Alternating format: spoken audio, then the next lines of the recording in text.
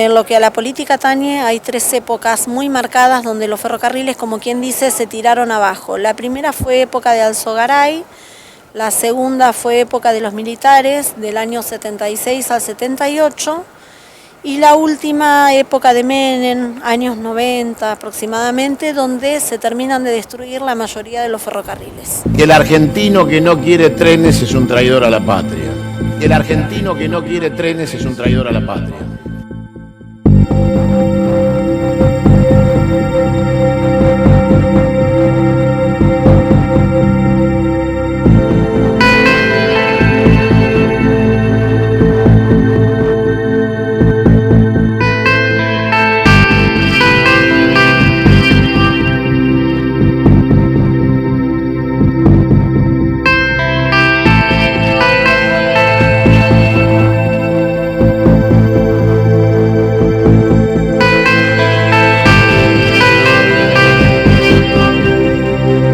Bueno, la estación fue hecha por la empresa francesa, Compañía General de Ferrocarriles de la provincia de Buenos Aires. Llegó a Navarro el 7 de abril de 1908, llega el primer tren. Bueno, los ramales, viste, se empezó a construir en 1906 en Estación Buenos Aires. Se terminó acá en esta línea que va hasta el Torino de la Plaza, pretendiendo llegar a Bahía Blanca. Como estalla la Primera Guerra Mundial, y no pudieron seguir trayendo material de Francia, tuvieron que quedarse ahí, en Victorino de la Plaza. No alcanzaron a llegar a Bahía Blanca. No obstante eso, esto trabajaba muchísimo con cereal, animales, cantidad de trenes de pasajeros, era un vergel, digamos. O sea que la idea era bajar hacia Bahía Blanca. Hacia Bahía Blanca también, porque ellos también, los franceses, hicieron el Rosario-Puerto Belgrano. Son las dos únicas empresas francesas que tuvieron ferrocarriles acá. ¿Y los ferrocarriles de Santa Fe no eran también franceses? No, las empresas que venían de Francia le habían alquilado un ferrocarril de trocha angosta al gobierno de Santa Fe. Tenían el puerto de Rosario ahí. Entonces vieron la posibilidad, haciendo algo acá en la Pampa Húmeda, de tener los 4 principales puertos de Argentina. Rosario ya lo tenía. Entonces con el Compañía General tenían Buenos Aires, La Plata, y querían llegar a Bahía Blanca. Perfecto. Ese era el... Claro, porque si vos mirás, el Compañía, como lo conocemos, la línea principal toca 3 ciudades importantes, que son Mercedes, Salto y Pergamino. Justamente. Y después de ahí no hay más, pero ellos buscan la cuenca lechera. Claro, acá sí, sabés la riqueza que tenía, aparte que también no solamente era la cuenca lechera, sino también mucho cereal y mucho animal, claro, en lo que se llama la zona hacienda. De los Rindes. Sí. Tenés todo acá. Sí. Así que entonces el ferrocarril era francés, hecho por el gobierno, y ellos lo alquilan. Y hacen el Rosario-Puerto Belgrano, lo hacen ellos. El Rosario-Puerto Belgrano, no sé si la misma empresa, pero también era empresa francesa, ¿viste? Ahora, esta nuestra sí, está hecho por los capitales franceses y belgas también, Por eso hay mucho material de Bélgica, en vagones, sí. En señalamientos, rieles. Una cosa que queda claro es que llega hasta Patricio y después se divide en el G4 y el G5. Uno llega a Villegas y el otro a Victorino de la Plaza, que es partido de Guaminí. Bueno, la construcción, yo no sé el ingeniero que era, pero entre los que trabajaron en la construcción de la estación, orgullosamente para mí, un sentimiento muy, muy lindo, mi bisabuelo era ojalatero en ese tiempo, ahora le dicen cingueros. Entonces lo contrataron los franceses para hacer todos los desagües de la estación, de los galpones, de las viviendas, todo lo que es canaleta y desagüe de techos y eso. Entonces eso lo hizo mi bisabuelo Ángel Martino. Y mi abuelito, muy joven, Francisco Martino, muy joven en ese momento, trabajó de peón de albañil. Después se quedó trabajando en la compañía y estuvo en diversos lugares, estuvo también un buen tiempo en el ferrocarril. O sea que ingresó al ferrocarril. Ingresó al ferrocarril también, así que bueno, tengo las raíces bien puestas acá, ¿no? Bueno, creo que somos dos porque yo también vengo de bisabuelo checoslovaco. Yo por lo que veo acá, muy característico de la estación, es un techo que no llega a ser a doble agua, pero tiene una bajadita hacia el centro. Hacia el centro. Típico de la construcción francesa. ¿Eso era por algo en especial? Y bueno, las columnas que se ven acá, que tenemos ahí atrás, son los desagües del techo. Entonces hay acá atrás nuestro hay un albañal que descarga a la calle con un buen tendido, ¿no? Más o menos, por decirte poco, unos 70, 80 metros de de albañal que va a salir el desagüe de los techos a la calle. Porque a diferencia de la inglesa que cae hacia la vía, claro, en este caso parecería como que quiere no mojar al pasajero. No mojar al pasajero cuando asciende. Mirá qué detalle, ¿no? Sí.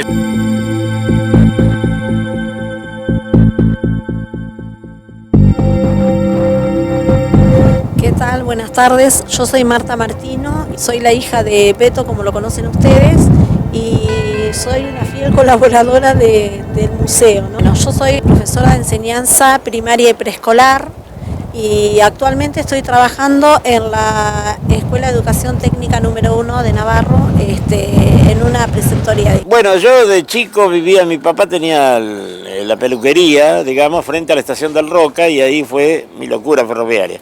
Porque a los 4 años amigo de los chicos del jefe, a los 6 arriba de los trenes. Me traían hasta las gorras los maquinistas y yo de contrabando les manejaba los coches motores, y de 6 a los 10 años tenía una maniobra que era mía. Entonces con la complicidad de los maquinistas y todo, porque bueno, veían tanta pasión. También se podía acceder así con... Sí, ¿quién no ve un chico que le gusta tal cosa y trata de encaminarlo? Los auxiliares nos daban hasta lesiones de reglamento, ¿viste? Con uno siendo chico, pero ya sabías vos que la señal había que respetarla, la señal absoluta, que no se podía, que la estación había que tenerla en perfectas condiciones, muchísimas cosas que hacían a la atención al público, ¿viste? Dar siempre la información correcta. Y bueno, tantas cosas que uno las va asimilando, ¿viste? Y después se te hacen carne. Exacto. El telégrafo lo aprendí cuando tenía 14 años. A los 21 ingresé al ferrocarril. Tuve 5 años en el telégrafo provincia. Ahí tuve primero de mensajero, después tuve de jefe, hasta el día uno de los auxiliares acá por cuestiones de fútbol. Yo ganaba muy poco en el telégrafo y me dice: Martino, ¿qué va a estar haciendo ahí perdiendo el tiempo? Véngase al ferrocarril que entra ganando tanto. Y bueno, ya estaba mi destino acá, y cosa que me gustaba, ¿viste? Así que bueno. ¿Entraste hasta Navarro? No, entré en el kilómetro 53. ¿De la línea? De acá, digamos, entre Villar y Marcos Paz. Ah, bien. Era estación Desvío Cruce. Cargábamos leche y todo ahí. Y bueno, a los 3-4 meses llevaron para la central de telégrafos, a relevar a Telégrafo Buenos Aires. Y estuve 5 años con una pequeña interrupción después de la huelga, que estuve prestando servicio de auxiliar en Lugano. Después, ya cuando dejé telégrafo me vine a Navarro, porque cambiamos con un muchacho que era auxiliar acá, y entonces él, por necesidades de salud de la mamá, se fue para allá. Hicimos como una cosa con la conformidad de personal. Yo me vine de auxiliar acá y él se fue a telégrafo. Y después no salían vacantes en el tiempo de Frondizi. Cuando salieron las vacantes pedí 100 y pico de vacantes. Hasta la Quiaca. Hasta cualquier cosa. Y me tocó González Rizo, que son los destinos de la vida. Yo digo, increíblemente, mis 2 abuelas, cuando todavía no existía el ferrocarril, vivieron en ese lugar, en ese paraje. En la playa de la estación de González Rizo estaba el casquito de la estancia de mi abuela materna. Y me iba mi abuela a visitarme y se paraba en la plataforma y decía: bueno, acá allá tal cosa, allá tal otra. Y un día, escarbando ahí donde era la casa de ellos, encontré un tintero de barro. Sí. Una reliquia, ¿viste? Que había sido de ellos. González Rizo estaba cortando, digamos, derecho 20 kilómetros, pero es la otra línea, la de Midland. ¿Y quedó algo ahora de eso? Está la estación, está toda digamos, los terrenos están, pero lo que no está la vía porque la sacaron. La levantaron. La levantaron, sí. ¿Y la estación está tomada? ¿Cómo es la No, la tienen alquilada. Ah, mira. Sí, está alquilada, sí. Está bien. Así que está resguardada, está bien, está linda, la tienen bien, están las viviendas, todo como estaba. ¿Todo campo? Y es campo, es todo campo, sí, ahí era... Como Lozano, más o menos. Claro, porque ahí como sé que trabajaba la estación, y trabajaba mucho con la leche, era zona tampera por excelencia. Y además se recibía también, hasta de los altos hornos Zapla recibíamos, digamos, lo que se le pone al campo, el abono químico. Prácticamente un ramal lechero. Es más, Estación Buenos Aires tenía la vía lechera. Sí, Estaba pegada casi a lo que hoy es Román, a la calle. Claro, donde iban a sacar. y Sáenz también tenía un desvío especial. Sáenz también tenía, Sí, para evitar el aglomeramiento, digamos, de trenes, ahí tenía un desvío, dejaban los vagones y estaban todos los lecheros esperando. Ya desde Tapiales empezaba a descargar. Exacto. En todas las estaciones estaban los lecheritos esperando con los carritos. Una de las cosas que me decías, ¿hasta qué año estuviste en González Rizo? Y en González Rizo hasta que se cerró, hasta el 77. Siete. Ahí me voy yo como 99 oficios y 100 necesidades. De pibe había empezado a tocar la banda de música acá pueblera, ¿no? Desde los 13 años. Y sin querer estuve 51 años en la banda. Me retiré ya jubilado de acá.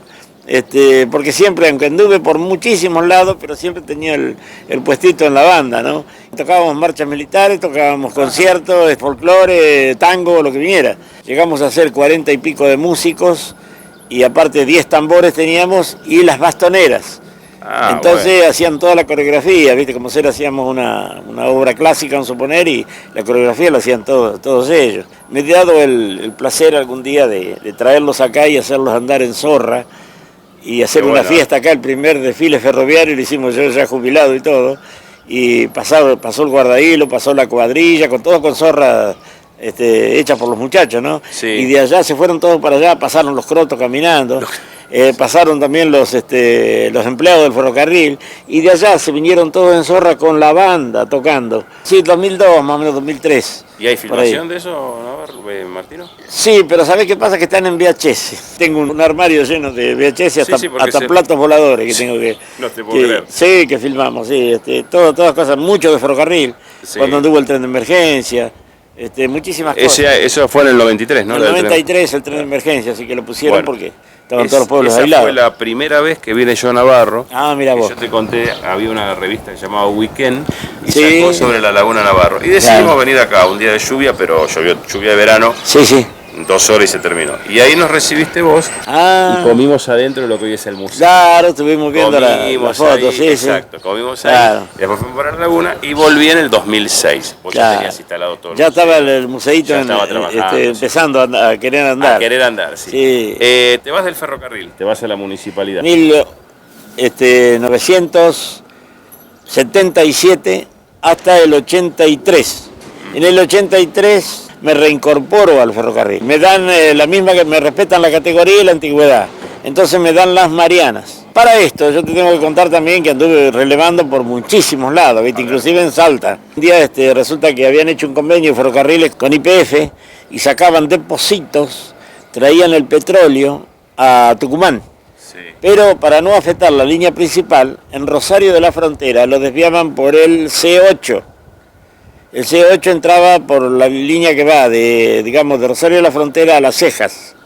Y una serie de estaciones ahí, que te lo digo con muchísimo agrado, la rehabilitaron de vuelta. Sí. Porque la habían clausurado hace tiempo. Ahora están sacando todo el cereal del norte y todo lo traen por ahí, por ese ramal. Estuve en la estación Los Baños. ¿Por qué se llama Los Baños? Porque al ladito están las termas de Rosario de la Frontera. Sí. Nos dábamos el lujo de tomar mate con agua caliente de las vertientes. No, una estación espectacular que fue hecha con fines turísticos, porque ahí nomás a 700 metros están las termas. En tiempos cuando todavía no estaba el ferrocarril, iba Sarmiento, Lola Mora, toda la creme de Buenos Aires, sí, iban ahí. Y ahí el famoso Palau, que decía que curaba, claro, eran las aguas curativas mismas de ahí. Ahí aprendió mi hijo el mayor, que trabaja en el ferrocarril, mi hijo varón, Oscar aprendió a caminar en esa estación. Yo te cuento cómo fui primero en tren, y con camarote y todo, y después vine, me busqué la familia y me fui con un Citroën 12B de 18 caballos.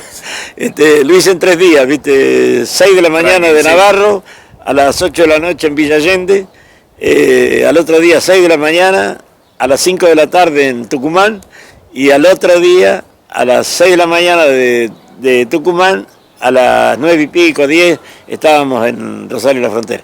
En Salta tuvo como 3 meses, estuvimos relevando allá. Y habíamos ido varios de acá, ¿viste? La casa tenía el jefe, cuando yo llegué, la estación tenía 3 pisos. Bueno. Martino, ¿usted se quiere traer la familia? Yo hace un mes que no voy a mi casa, dice. me trabaja usted hasta el domingo y el domingo vaya y tráigase a la familia. Por eso me vine, agarré el Citroën, cargué los cacharros, Sí. cargué mi señora con los 2 chicos mayores y otro en la panza. Una era la que vino recién. Esa es la mayor. Así que entonces te quedaste 3 meses y eso que fue un convenio que hubo. Claro, resulta que ¿qué hacen? Para no afectar la línea principal, rehabilitan todas las estaciones permanentemente, las del ramal del C8. Sí. Entonces, ahí justamente donde había 1 o 2 por estación, ponen las 24 horas. Pero entonces pusieron todo personal. Y trabajaba las 24 horas porque se le hacían unos matetes de trenes impresionantes. Daban 20 locomotoras diésel con 30 vagones cisterna y el furgoncito del guarda. Iban y venían. Ahí son accidentadas todo con freno, ¿viste? El plato fuerte mío, ¿sabes cuándo era? Era cuando no andaba las diésel. Sí. Ponían las vaporeras esas de allá, ¿viste? Ahí era para sacar fotos. No sabés lo que era escucharla trepar, ¿viste? Cuando va trepando, que venía con los vagones cargados, pero era una hermosura. Habían traído justamente ahí del ramal de Alemania una cuadrilla volante, porque lo habían cerrado al ramal, y se habían venido todos los catangos con las familias. Entonces las familias tenían casillas de madera y chapa, y los solteros tenían carpas. ¿Cuál era el plato fuerte mío? Cuando se iba la cuadrilla a la mañana a trabajar a la línea, quedaban todas las mujeres con los chicos. Después de almorzar, se ponían a lavar ropa las mujeres, y auténtica, las vidalas y bagualas. Se hacían contrapunto de bagualas entre ellos. No sabés, estaba yo en el teatro, en el Odeón. Gratis. Sí, pero y le salía del alma, ¿viste? Ese canto profundo que te da. ¿Qué año es esto? En 1972. Bien, no sé. Después de ahí vengo de allá del norte, entonces el inspector de tráfico en ese momento, don Adelio Vicente, muy excelente persona y excelente empleado, me dice, Martino, dice, yo lo necesito que me vaya a relevar, dice, no me lo dijo así, pero era el Far West. Puente Alsina, Diamante, Caraza, Fiorito, Bunge, La Salada, no sabés lo que era. Yo te puedo contar 1000 anécdotas, ¿viste? No nos da el tiempo acá, pero... Yo pensé que no sabés. en esa época No, y nosotros dábamos la vuelta o por Puente 12, que le llamaban, mal llamado el Puente 12, ahí donde se juntan los 3 ferrocarriles, o si no por Puente Alsina. Yo opté por ir por Puente Alsina porque un día un compañero mío fue por Puente 12 y lo largaron como Dios lo trajo al mundo. Le robaron hasta los cordones de las zapatillas. Desnudo lo dejaron ahí. Yo iba por allá por Alsina y siempre, todos los días, estaba la ambulancia del Pena esperando. Porque o traían uno con un cuchillo clavado, o traían uno que ya lo habían muerto o herido. Era todos los días, no sabés lo que era. Mis abuelos se fueron a vivir a Lugano en el año 42 y nosotros empezamos a viajar por acá.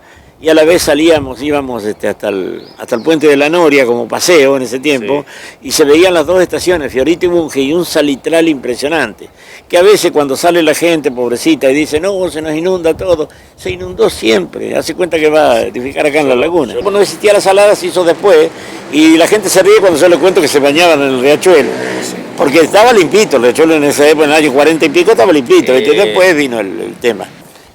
Martino, no se olvide a Las Marianas notificar al personal de conducción, tren número 74, que en kilómetros 118-300 hay fuerte golpe de vía, precaución a 20 kilómetros por hora. Bueno.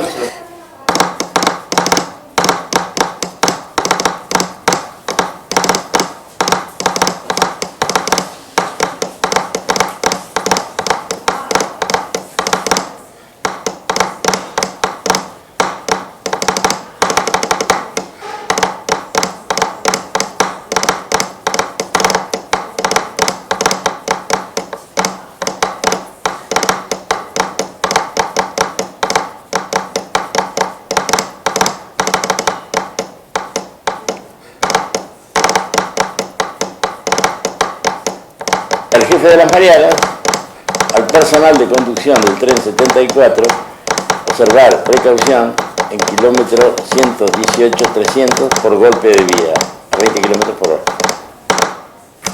Se siguió la tradición en los pueblitos muy chicos del interior. El jefe o el empleado del ferrocarril tenía que saber de todo un poco, ¿viste? Sí.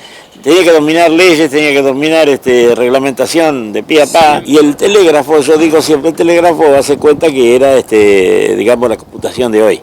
¿viste? Te abría puertas de todos lados, en el ejército, en la marina, en la aviación, en el ferrocarril, en el correo, donde fuera. Sí, si vos te tocaba el servicio militar y habías estado en el ferrocarril, sabías hacer Sí, telégrafo, chau. sí, la pasabas bien, va. O te podías enganchar. Sí, Sí, sí. Inclusive, estando yo en el 90, en Mendoza de acá, se retransmitían a Paul Vareda, como Claro. había un convenio con el correo, no tenía estafeta, Claro. le transmitían los telegramas, sí. telegramas y Sí. se lo entregaban al Los que eran del Nacional lo absorbía el ferrocarril. Exacto. Sí, sí, bueno, nos pasaba a nosotros cuando yo estaba en Telégrafos, la Ferrere no tenía Nacional, la Ferrere no tenía Rafael Castillo, no tenía Isidro Casanova, y mucha gente que trabajaba en fábricas, y te venían 500 suspensiones, un suponero, o 400, y era todo telegrama relacionado.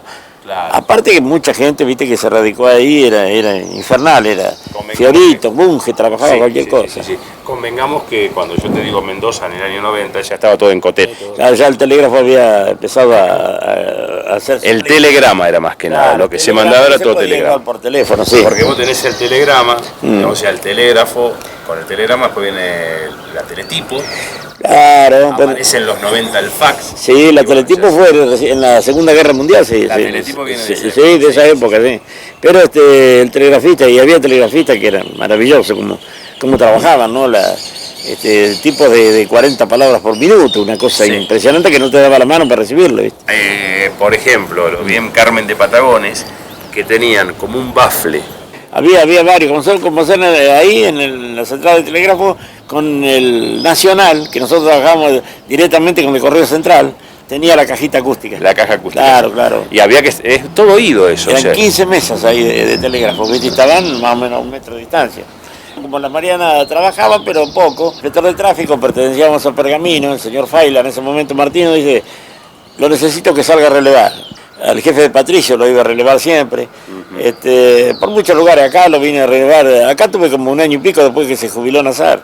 Y ahí fue cuando pedí la vacante de Navarro y bueno, después me la adjudicaron al tiempo, ¿no? En el 87.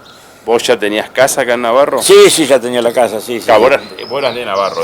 Sí, yo soy nativo de Navarro y por eso ya te digo, Y 87 te quedás acá. me quedo acá y también he andado relevando a veces cuando vino el tren de emergencia también, y hasta de guarda de hecho, ¿viste? Si no, bien acá no había tren de pasajeros porque los habían sacado en el 78, estaba afectado a cargas, pero en casos de emergencia ponían un tren justamente, valga la redundancia, de emergencia, para salvar la situación, porque acá no saben las autoridades o lo saben y no quieren mirar, se queda toda la zona bajo agua cuando es todo barro esto no es la arena que hay en otros lugares, en otras provincias.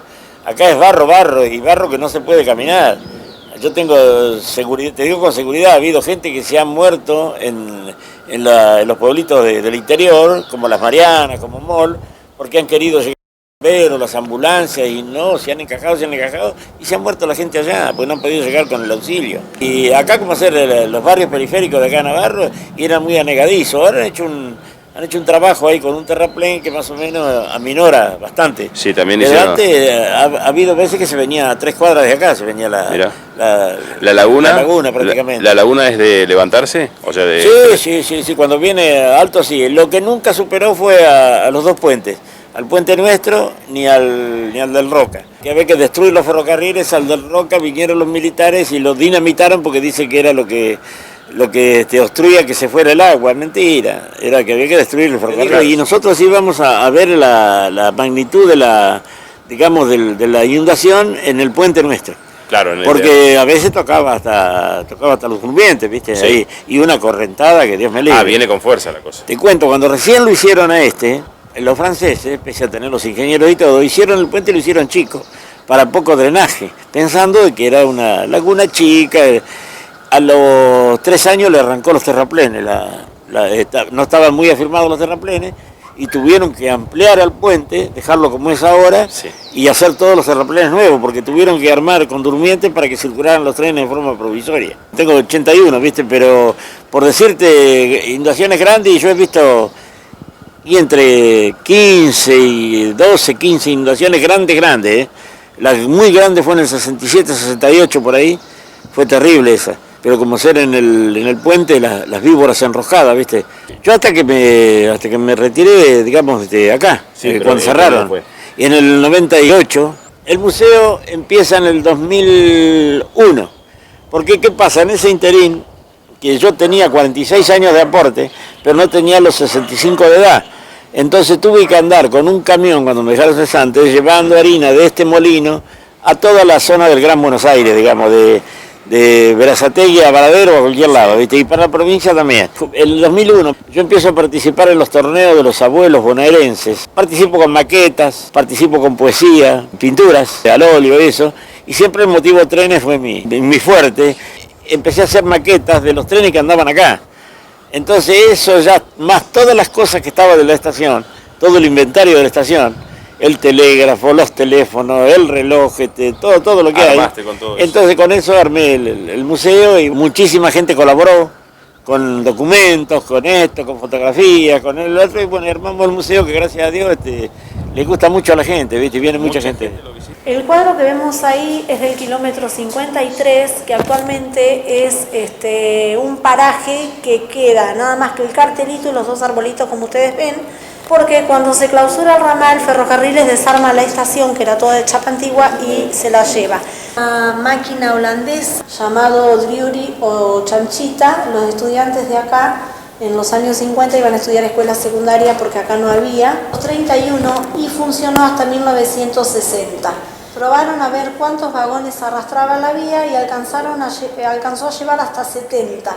Probaron con 90, pero rompió el enganche de la máquina. Esta es una maqueta que fue traída por un señor Juan Benavides de Trueno Tour, que es... sin exigirle a la gente que escriba, llevamos 8 libros grandes, todos con mensajes, y es muy lindo, muy agradable, ¿no? Ver lo que la gente escribe, ¿no? No cobrábamos la entrada en principio, era voluntario, el que quería ponía, el que no quería, no había ningún problema, pero viste que estamos en Argentina, sí.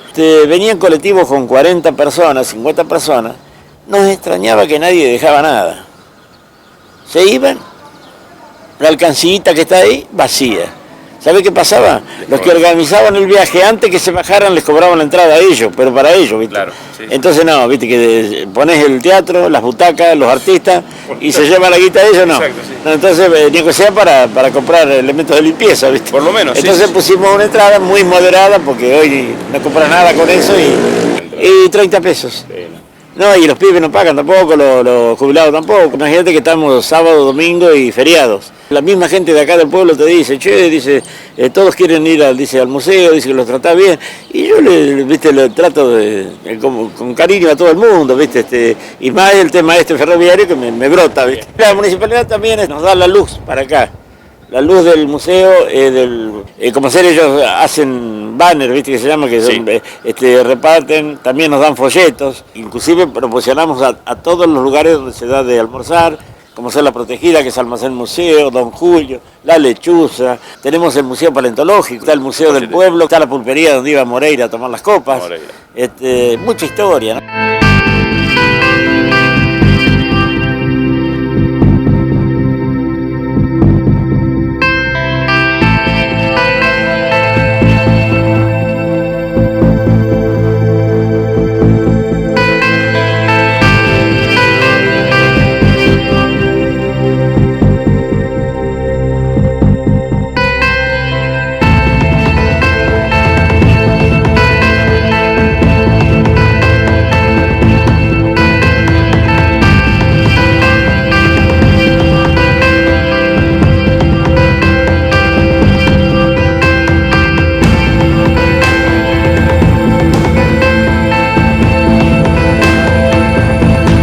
El capitán Miguel Navarro era lugarteniente de Juan de Garay.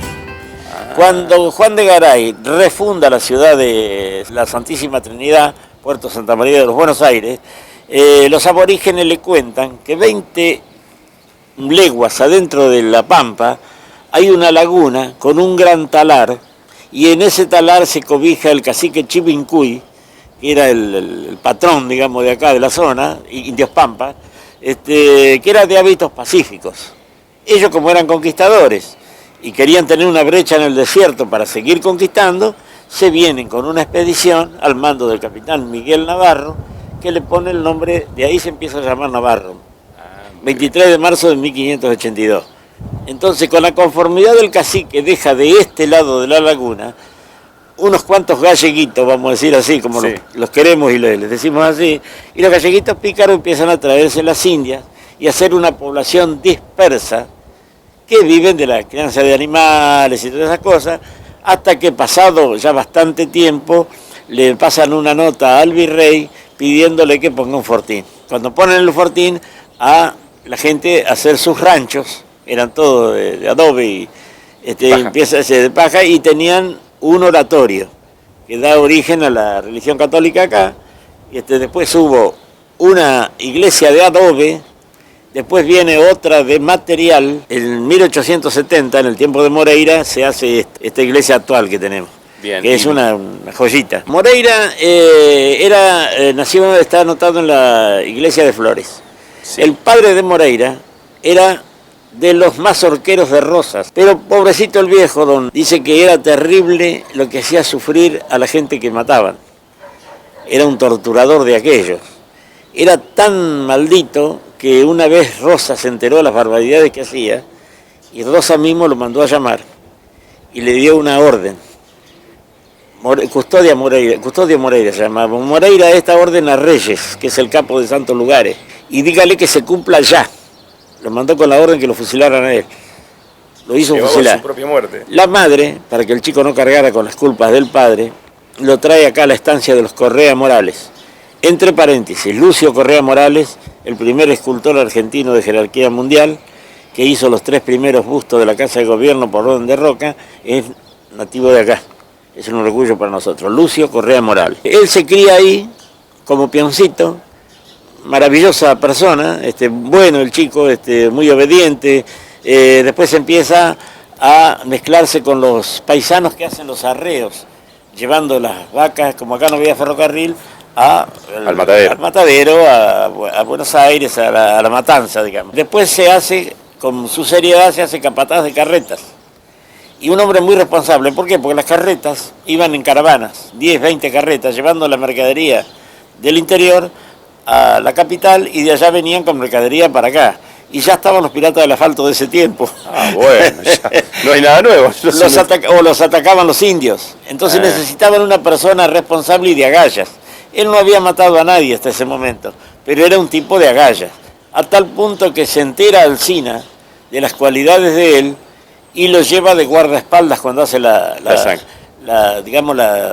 política, Sí. La campaña política.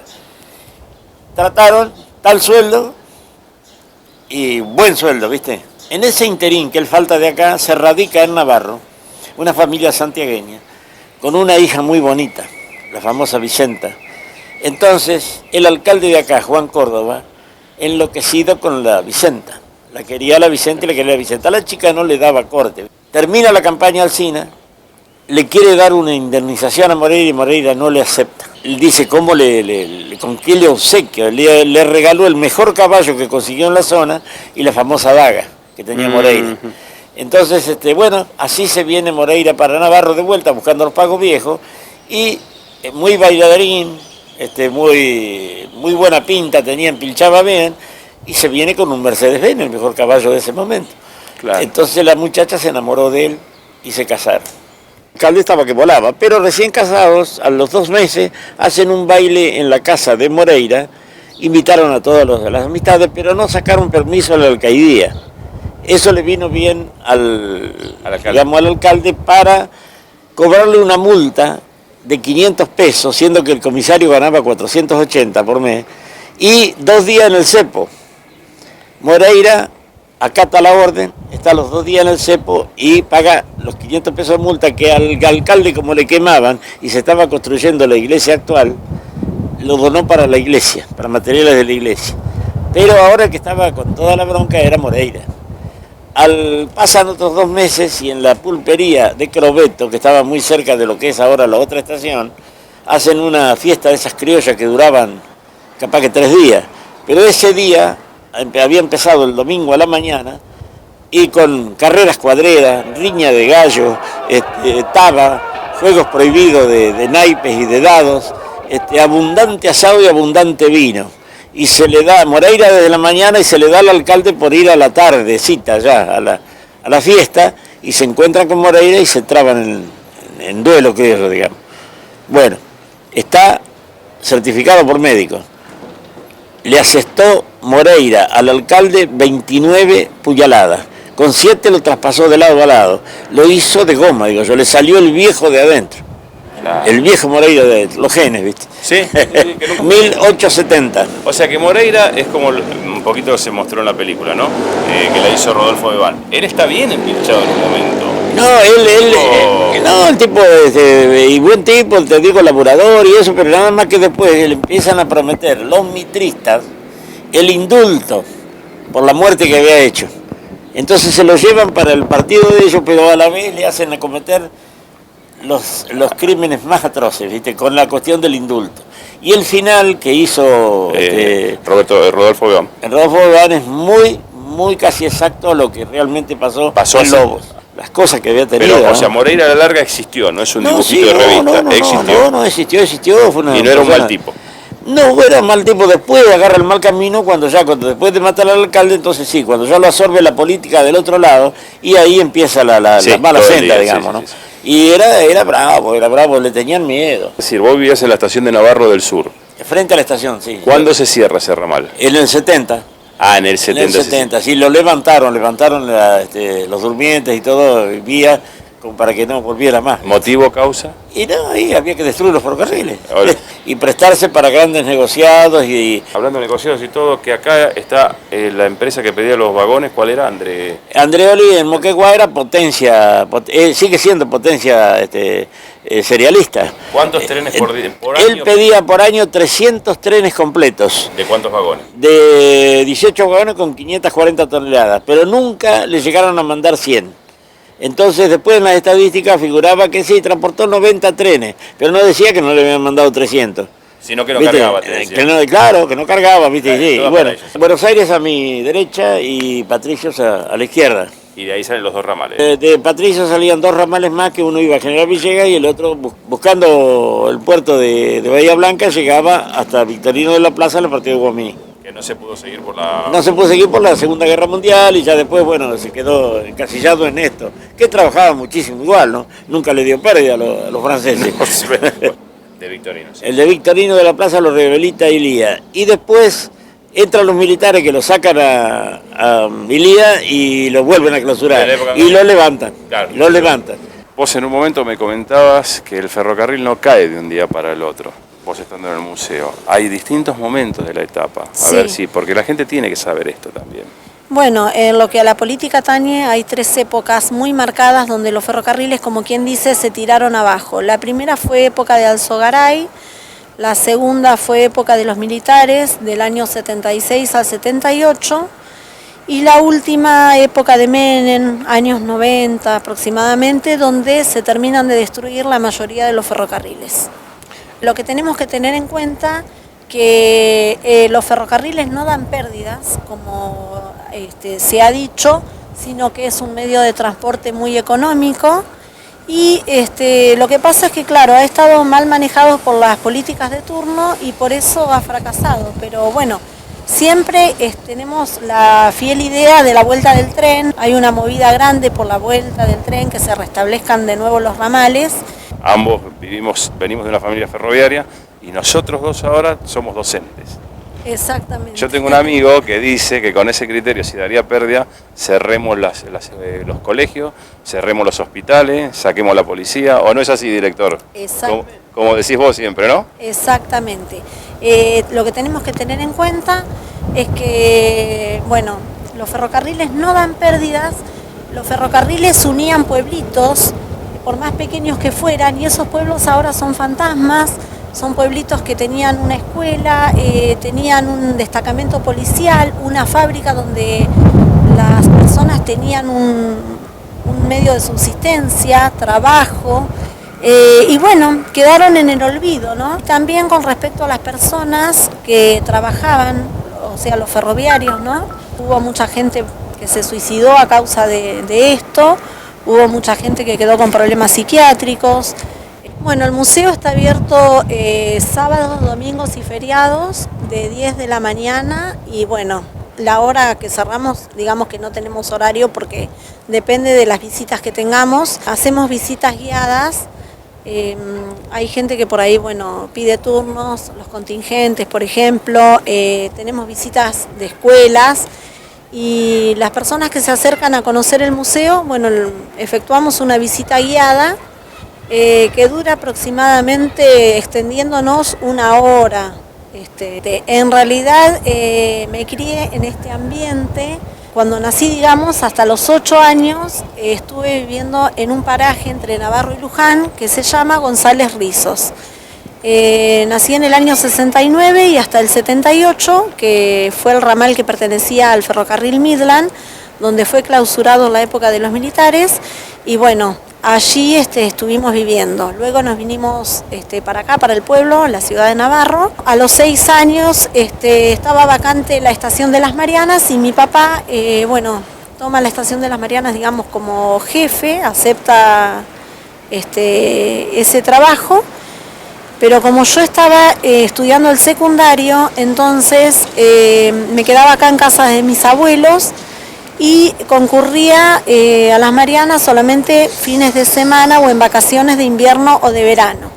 Eso fue durante 3 años, aproximadamente de los 15 a los 18, hasta que luego queda vacante la estación de acá de Navarro. Mi papá viene como jefe acá y bueno, acá ya volvimos a instalarlos todos juntos, o sea, mis padres y mis hermanos todos acá.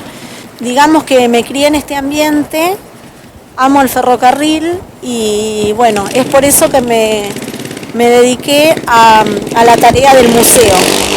Muchos recuerdos de mi infancia, estuvimos un periodo corto pero que dejó muchas, digamos, marcas en uno, ¿no?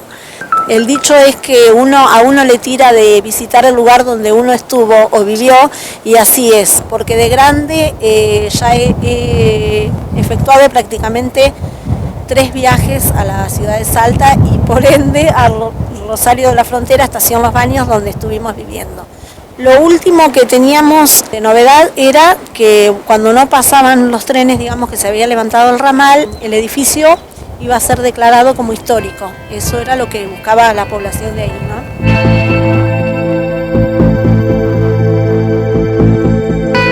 Navarro es un pueblo tranquilo, es muy visitado por el turismo, así que de hecho que si corriese el tren sería mucho más visitado. Desde ya les comento que hay personas que vienen de otros lugares y bueno, han comprado terrenos, han construido casas, ¿no? Porque es un pueblo tranquilo y bueno, se puede vivir. Se puede vivir. Mantiene las costumbres, las tradiciones. Exactamente.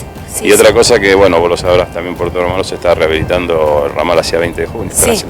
Veremos qué pasa con eso. Sí, el ramal actualmente se está rehabilitando hasta 20 de junio, de González Catán, ese tramo hasta 20 de junio. El primer tramo vendría el tren hasta Villar, que pertenece a Partido de General Las Heras.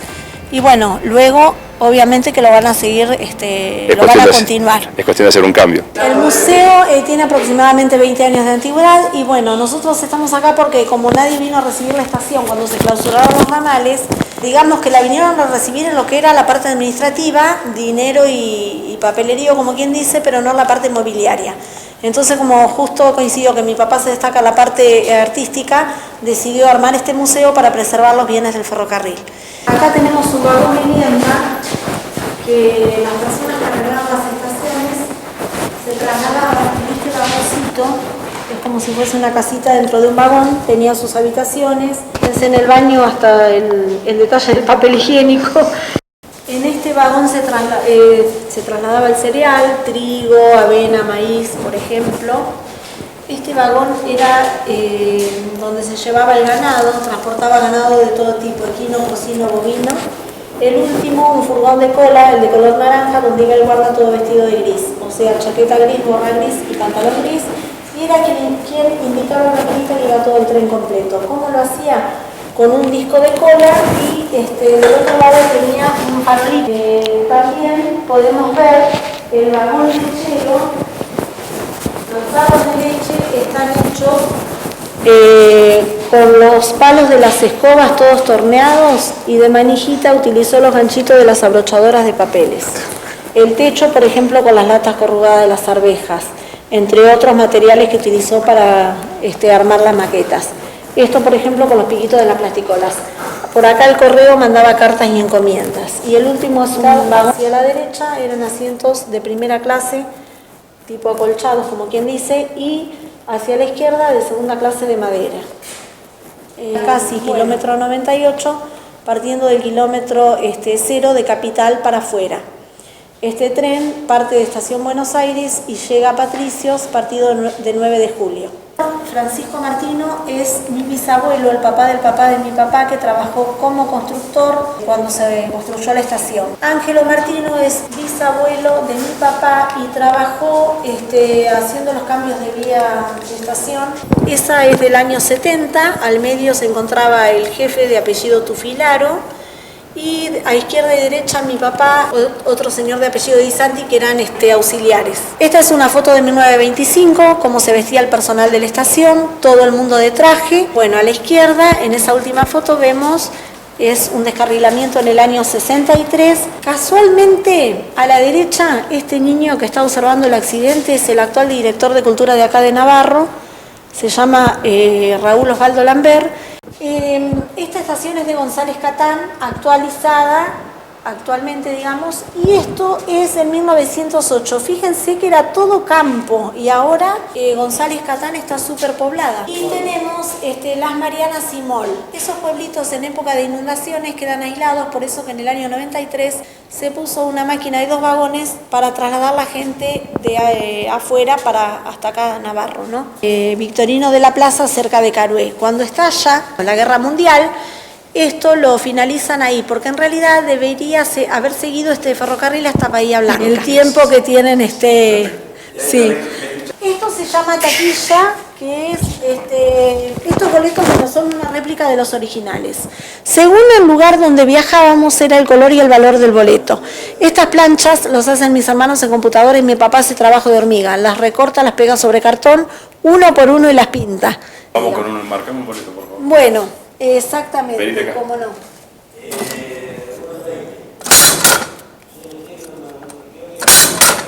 Bueno, ahí queda el boleto sellado, como lo pueden observar, con la fecha de hoy. O sea, no queda con tinta, pero queda marcado con la máquina. ¿Fecha de hoy es esa? Exactamente. O sea que todos los días le cambian la fecha. 23 de septiembre. Por el personal de la estación. Las actualizadas son las de la línea San Martín, que son esas, y estas las que utilizan actualmente en la línea Belgrano. Este era un gorro que era utilizado por el guarda, el que les comenté hoy, de color gris. Esta gorra la utilizaba el jefe de la estación, como pueden ver. Sí, muy bien. Como la película. Todas las gorras que vemos acá eran utilizadas por el personal de la estación. Bueno, todas las líneas negras que vemos en el mapa era el recorrido que hacían los trenes antiguamente, obviamente, cuando estaban todos los ramales habilitados. Cambios de vía de estación, como lo vemos acá en la foto, con la palanca de cambios. Acá se llama pararrayos, que es para cuando las personas transmiten por el telégrafo si hay tormenta que no quede en el... Esto era para transmitir, o sea, recibir la información de otra estación acá. Esto es para transmitir, que se utilizaba con el sistema Morse, que era todo con puntos y rayas. Por ejemplo, la A es un punto y una raya.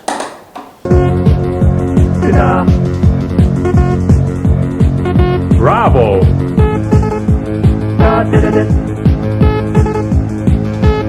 Charlie.